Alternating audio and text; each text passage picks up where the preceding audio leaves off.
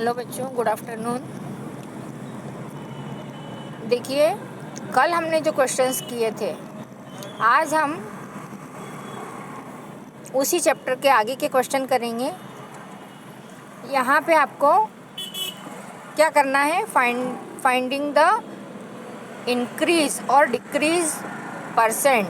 हमको परसेंट वाले सवाल करना है कि परसेंट कम हो रहा है या परसेंट ज़्यादा हो रहा है। जैसे किसी चीज़ की कीमत कम होती है या कीमत ज़्यादा होती है, या हमको कभी कोई सामान हम खरीदने जाते तो वहाँ कोई छूट दी जाती है, तो उस वक्त हम उस चीज़ की प्राइस कैसे निकालें। देखिए, यहाँ पे आपको एक उदाहरण दे रखा है कि the price of a scooter was 34,000। ये थी लास्ट ईयर, पिछले साल। अब इट वॉज इंक्रीज्ड बाय 20%। अब उसकी कीमत क्या है, 20% बढ़ गई है इस साल। What is the price now. तो अब उसकी प्राइस क्या है। तो हम क्या करेंगे कि पहले 20% निकाल लेंगे। जो 20% इंक्रीज़ हुई है, वो इंक्रीज़ हुई प्राइस को निकाल के उसकी जो ओल्ड प्राइस है उसमें उसको ऐड कर देंगे। अब परसेंट कैसे निकालना है वो देखो। 20% ऑफ 34,000, ये हो जाएगा 20/100 इंटू 34,000। तो ये आता है अपने पास में 6800।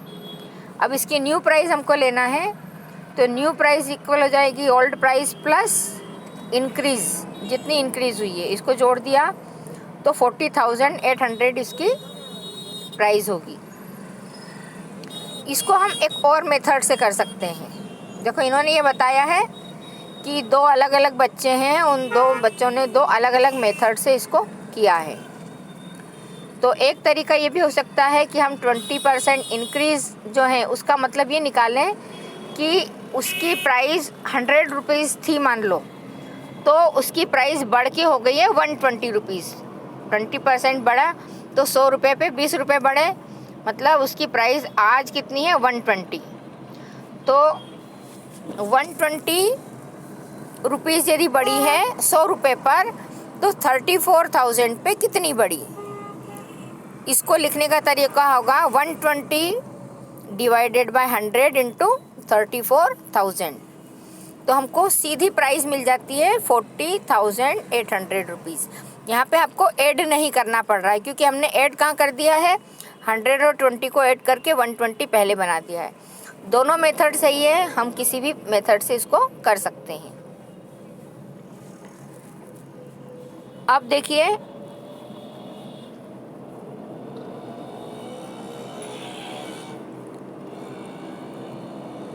यदि डिक्रीज़ होती है, इंक्रीज़ होती है मतलब प्राइस बढ़ती है, और यदि प्राइस डिक्रीज़ हो रही है तो फिर हम क्या करते हैं, जो जितनी डिक्रीज़ हो रही है परसेंटेज वाइज जितनी डिक्रीज़ हो रही है इसका पहले परसेंट निकालेंगे और फिर उसको माइनस कर देंगे, तो रिड्यूस करके और उसकी प्राइस हम निकालते हैं, न्यू प्राइस। इसी सवाल को इन्होंने ऐसे किया है, ये देखो यही सवाल है। इसी सवाल में इन्होंने कहा है कि उसकी प्राइस डिक्रीज़ हुई है 5%। तो 5% डिक्रीज़ हुई है तो हम क्या करेंगे, 34,000 का 5% निकालेंगे, 5/100 इंटू 34,000, तो ये आया अपना 1,700। अब ये 1,700 उसकी जो ओल्ड प्राइस है उसमें से हम माइनस कर देंगे, तो हमको उसकी न्यू प्राइस मिल जाएगी। तो ये इंक्रीज़ और डिक्रीज़ वाले सवाल में आपको क्या करना है, जो इंक्रीज़ हो रहा है उसका पढ़ना है और उसकी ओल्ड प्राइस या ओल्ड जो भी चीज़ रहेगी उसमें उसको ऐड कर देना है। यदि डिक्रीज़ हो रहा है तो हम क्या करेंगे, उतना ही निकालेंगे और उसको माइनस कर देंगे। अब देखिए, एक और टाइप के सवाल होते हैं, इसमें होता है फाइंडिंग डिस्काउंट्स, डिस्काउंट फाइंड करना। अब डिस्काउंट क्या होता है, हम जब बाज़ार में जाते हैं तो हम कई बार पढ़ते हैं कि 25% ऑफ है, 50% ऑफ है, सेल लग रही है। तो वहाँ पे क्या होता है कि उस जो भी चीज़ होती है, कपड़े या दूसरा सामान, उसके ऊपर एक प्राइस लगी होती है जिसको बोलते हैं मार्क्ड प्राइस, उसके ऊपर लेबल लगा होता है और उसके बाद लिखा होता है कि 25% ऑफ, मतलब उसके ऊपर जितनी कीमत लिखी होगी उस कीमत के हिसाब से 100 रुपये पर 25 रुपये कम कर दिए जाएंगे। ठीक है, तो मार्क प्राइस जो होती है उसमें से वो उसको माइनस कर देते हैं, जितने रुपए कम कर रहे होते हैं उतने को। तो जब कम कर देते हैं तो कम करने के बाद जो रह जाता है वो डिस्काउंट होता है। या तो मार्क प्राइस में से सेल प्राइस को माइनस करने पे डिस्काउंट आएगा, या मार्क प्राइस में से डिस्काउंट को माइनस करने पे सेल प्राइस आएगी। तो इन दो चीज़ों को आपको ध्यान रखना है। अब ये कोई आइटम है, ये इसकी मार्क प्राइस जो है वो 840 रुपीज़ है और इसको 714 में उन्होंने बेचा, सॉल्ड। तो अब आप बताओ कि उसने डिस्काउंट कितना दिया। तो डिस्काउंट के लिए हमारे पास फार्मूला है, discount equal mark price minus sale price. तो 840 में से हमने 714 को माइनस कर दिया तो 126 रुपीज़ आया डिस्काउंट। अब यदि ये पूछा जाए कि ये जो डिस्काउंट है ये कितने परसेंट है, इसी क्वेश्चन को हम आगे बढ़ाते हैं कि ये जो डिस्काउंट है 126 रुपीज़, तो ये कितने परसेंट है। तो अब हम क्या करेंगे कि 100 रुपीज़ के ऊपर कितना डिस्काउंट है ये निकालना है हमको। तो हम कहेंगे कि 126 रुपीज़ कितने पे आ रहा है, 840 पे। जब उसकी मार्क प्राइस 840 है तब डिस्काउंट मिलता है 126।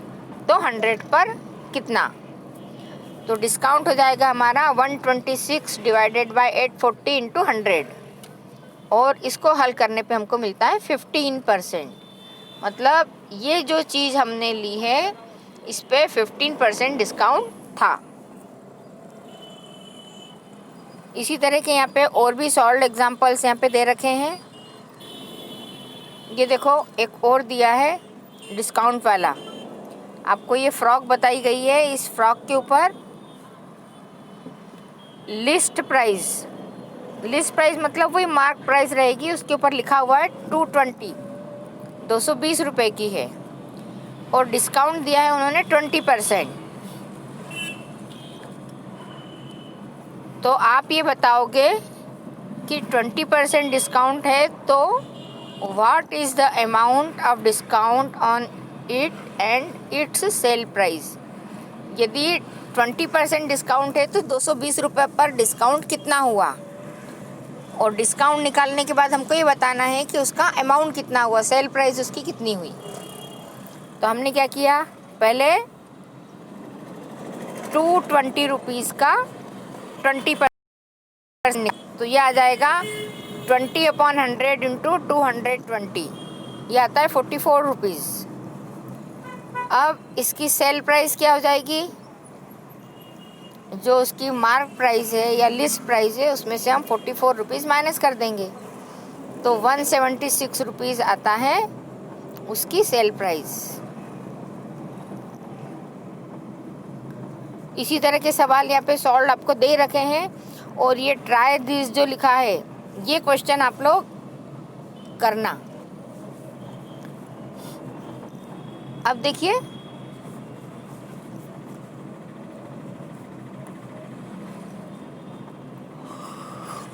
परसेंटेज जब हम निकालते हैं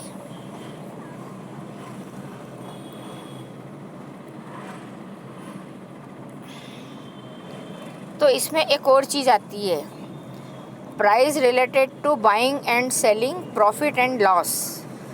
जब हम किसी चीज़ को खरीदते हैं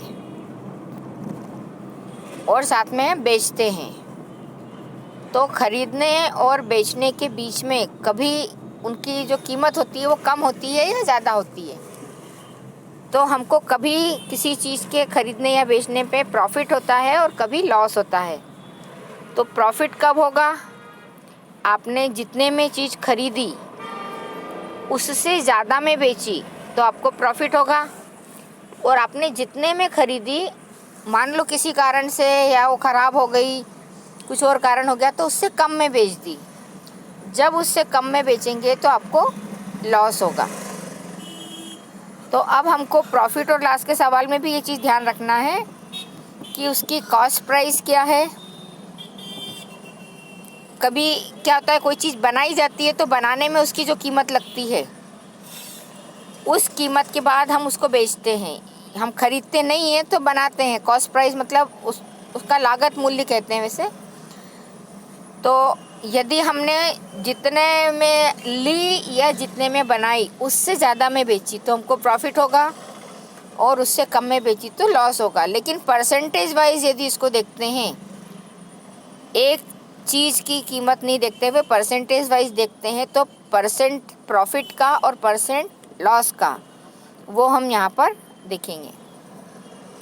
यहाँ पे आपको एक और सवाल दिया गया है कि यहाँ पे उसने कोई रेफ्रिजरेटर ख़रीदा है, सेकंड हैंड रेफ्रिजरेटर 2500 में ख़रीदा है,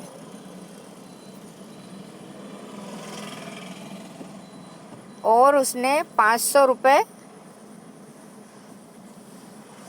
उसको रिपेयर करने के दिए। मतलब 2500 में ख़रीद के 500 रुपये उसने रिपेयर करने को दिए सेकंड हैंड ख़रीदने के बाद, तो उसकी कास्ट प्राइस हो जाएगी 3000। उसने रिपेयर करने के बाद वो रेफ्रिजरेटर किसी को बेच दिया, तो अब जो आएगी वो उसकी सेलिंग प्राइस आएगी, और बेचा उसने कितना, 3300 में। तो 3300 में जब उसने बेचा तो 3300 में से हमने 3000 रुपये माइनस कर दिए जो उसकी कॉस्ट प्राइस थी, तो बचा कितना, 300। अब ये 300 क्या है, आपकी जो सेलिंग प्राइस है वो कॉस्ट प्राइस से ज़्यादा है। तो जब भी सेलिंग प्राइस कॉस्ट प्राइस से ज़्यादा होती है तो हमको प्रॉफिट होता है। तो इस तरह से उसको 300 रुपीज़ का प्रॉफिट हुआ है।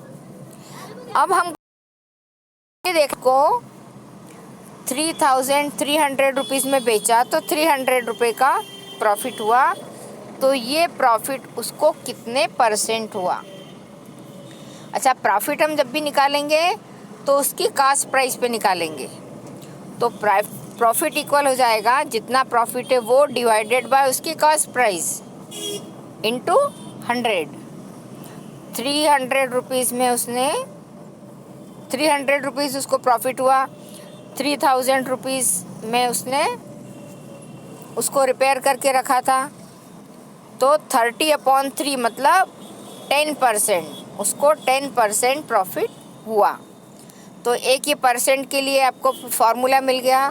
पहले तो हमको ये देखना है कि जब भी सेलिंग प्राइस कॉस्ट प्राइस से बड़ी होगी तो हमको प्रॉफिट होगा, और जब भी सेलिंग प्राइस कॉस्ट प्राइस से छोटी होगी, कम होगी, तो हमको लॉस होगा। और प्रॉफिट का फॉर्मूला क्या है, प्रॉफिट इक्वल होता है selling price minus cost price, और परसेंटेज में यदि लिखेंगे तो प्रॉफिट परसेंट इक्वल होता है उस चीज़ की कॉस्ट प्राइस,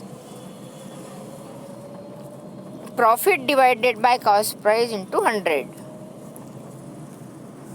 अब इसी तरह से हम देखते हैं यदि लॉस होता है तो क्या होता है।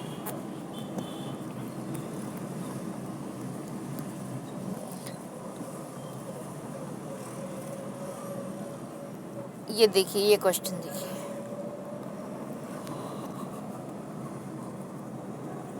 कई बार क्वेश्चन में ये भी पूछा जाता है कि आपको ये बताना है कि प्रॉफिट हुआ या लॉस हुआ। जब आपको ये बताना हो कि प्रॉफिट हुआ या लॉस हुआ तो आप क्या करोगे, सेलिंग प्राइस और कॉस्ट प्राइस दोनों में कंपेयर करोगे। यदि सेलिंग प्राइस बड़ी है कॉस्ट प्राइस से तो प्रॉफिट होगा, और यदि सेलिंग प्राइस कम है और कॉस्ट प्राइस ज़्यादा है तो लॉस होता है। अब देखिए ये सवाल, a shopkeeper purchase 200 bulbs for 10 rupees each. दुकानदार ने 200 बल्ब खरीदे हैं 10 रुपए का एक बल्ब के हिसाब से। However 5 bulbs were fused and had to be thrown away। उसने जो 200 बल्ब खरीदे थे उसमें से 5 बल्ब खराब निकल गए, या तो वो टूट गए या तो फ्यूज थे, तो उसको फेंकना पड़े। The remaining were sold at 12 rupees each. अब जो बाकी बचे हुए बल्ब थे 10 रुपए में खरीदने के बाद उसने 12 रुपए में बेचे। फाइंड द गेन और लॉस। अब ये बताना है आपको कि उसने ये बेचे हैं तो उसको प्रॉफिट हुआ है या लॉस हुआ है, और जो हुआ है वो कितने परसेंट हुआ है। और इस सवाल में बहुत सारी चीज़ें निकालनी है आपको। पहले तो आपको निकालना है कि उसने रुपए कितने खर्च किए। 200 रुपए के बल्ब 200 बल्ब 10 रुपए के एक के हिसाब से खरीदे, तो कुल उसकी कॉस्ट प्राइस क्या होगी 200 इंटू 10, 2000 रुपये उसकी कॉस्ट प्राइस हो जाएगी। अब जो बल्ब थे उसमें से 5 बल्ब उसके ख़राब निकल गए, तो 200 में से 5 बल्ब ख़राब निकले, मतलब 200 में से 5 माइनस किया तो 195 बचे। अब जो 195 बल्ब हैं उतना ही वो बेच पाएगा। अब उसने एक बल्ब को 12 रुपीज़ में बेचा है, तो कुल उसकी सेलिंग प्राइस क्या होगी, कुल उसने कितने रुपए बेचने में लिए हैं। तो सेलिंग प्राइस उसकी हो जाएगी 195 इंटू 12, तो ये उसको मिल रही है 2340 रुपीज़। अब हम कंपेयर करेंगे सेलिंग प्राइस और कॉस्ट प्राइस की। तो उसकी सेलिंग प्राइस है 2340 और कॉस्ट प्राइस है 2000। तो सेलिंग प्राइस बड़ी है कॉस्ट प्राइस से, मतलब उसको क्या हुआ, प्रॉफिट हुआ। अब प्रॉफिट हुआ तो प्रॉफिट कितना हुआ, प्रॉफिट निकालने के लिए हम क्या करेंगे, सेलिंग प्राइस में से कॉस्ट प्राइस को माइनस कर देंगे। तो ये हमको मिला है 340 रुपीज़।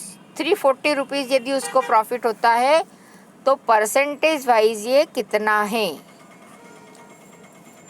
तो इसके लिए हमारे पास फार्मूला था profit divided by cost price into 100। Profit percent equal है profit divided by cost price into 100। तो इसको जब हमने सॉल्व किया तो हमको मिला 17%, मतलब उसको 17% प्रॉफिट हुआ है।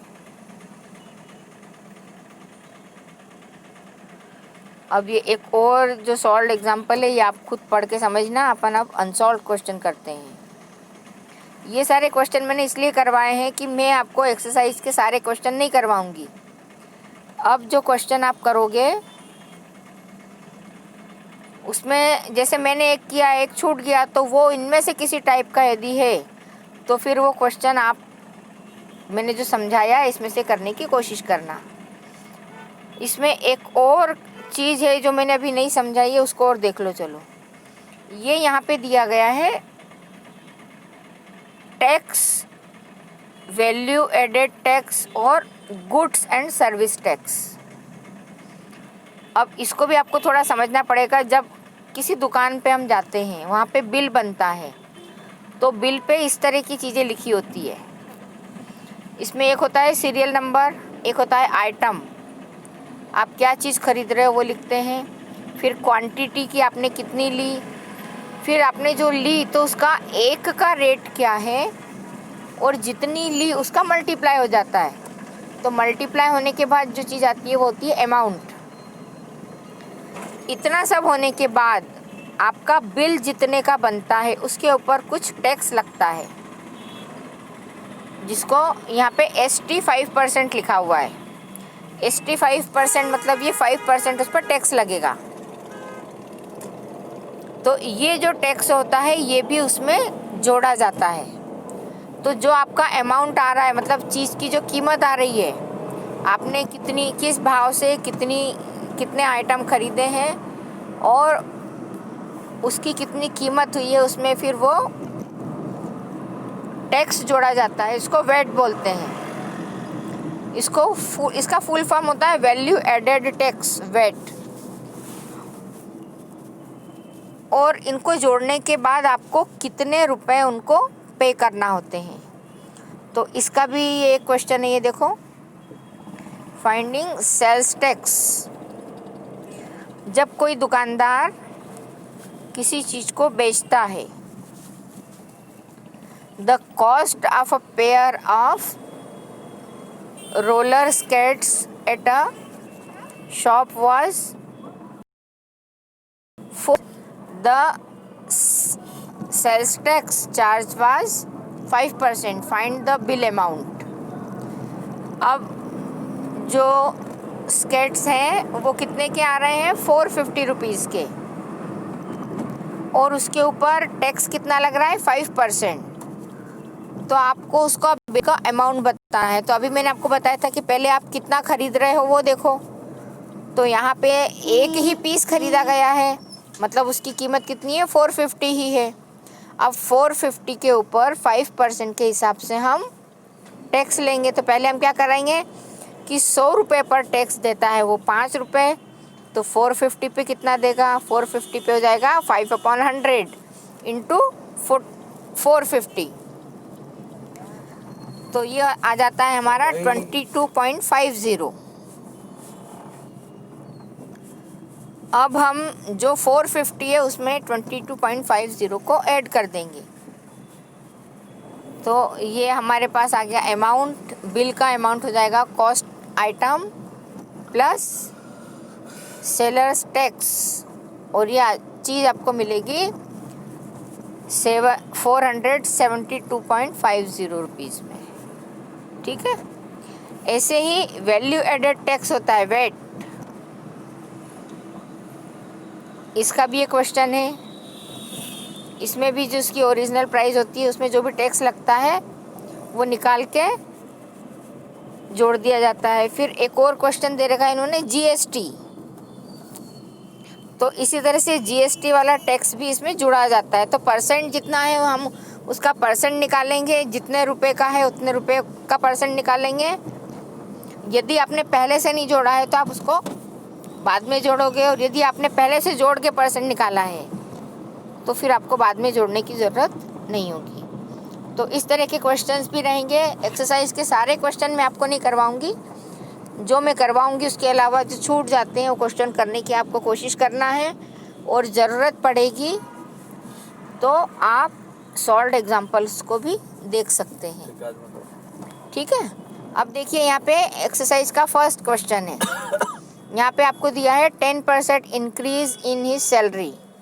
एक आदमी की सैलरी 10% इंक्रीज हो रही है।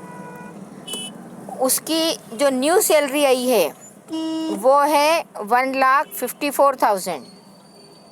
तो आपको बताना है कि उसकी पहले वाली सैलरी क्या थी। तो हम क्या करेंगे, हम यहाँ पे कहेंगे कि उसकी सैलरी 10% इंक्रीज हुई है, तो 100 रुपये पर उसकी सैलरी में कितनी बढ़ी है, वो इंक्रीज होके 10 रुपीज़ बढ़ी है। मतलब उसकी सैलरी हो गई है 110 रुपये, 110 रुपीज़। जब 100 रुपये उसकी सैलरी थी तो अब बढ़ के हो गई 110 रुपये। तो x रुपये पर कितनी होगी, तो ये हो जाएगी 110 डिवाइडेड बाय 10 इंटू एक्स। अब उसकी न्यू सैलरी जो है 1,54,000 है, तो हम इसको इसके बराबर रख देंगे कि उसकी ये जो इंक्रीज हुई सैलरी है ये इसके बराबर है, और x की वैल्यू हम फाइंड कर लेंगे। तो x इक्वल हो जाएगा 1,54,000 डिवाइड इंटू 10/11। तो इसको हल करने पे ये 0 से 0 कैंसिल कर दिया, और 11 से इसको हमने कैंसिल किया, तो हमको मिलेगा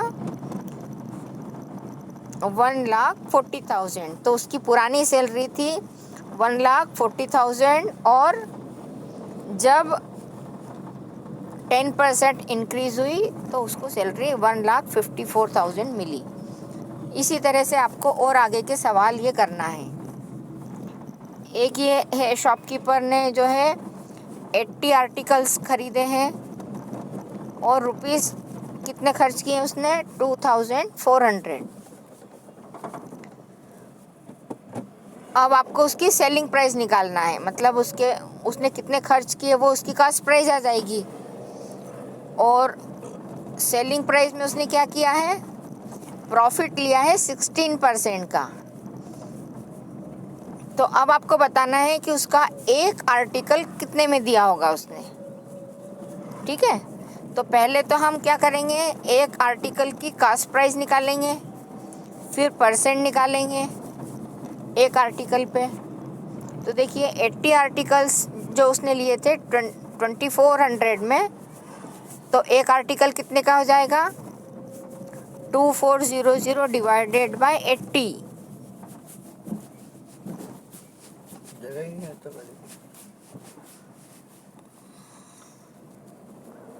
तो ये हमको मिलता है 30 रुपीज़। तो cost price of one article हो गई 30 रुपीज़।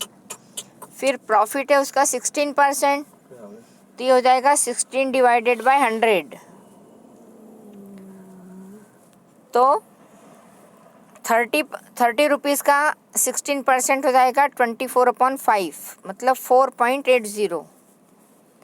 और अब हम क्या करेंगे, 30 रुपीज़ उसकी कॉस्ट प्राइस थी, उसमें ये प्रॉफिट को ऐड कर देंगे, तो उसके एक आर्टिकल की प्राइस हो जाएगी 34.80। ठीक है, तो इस तरह से अब आगे के सवाल आप खुद करना। ये एक सवाल और भी मैंने किया, इसको देखो आप, और आप आगे के सवाल एक्सरसाइज के करने की कोशिश करना।